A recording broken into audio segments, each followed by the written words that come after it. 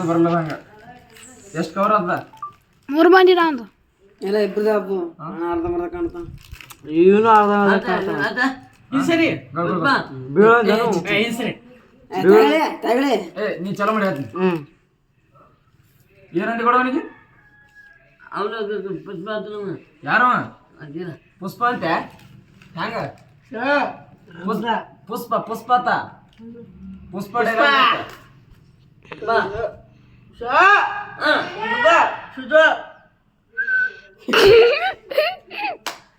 ಪುಷ್ಪ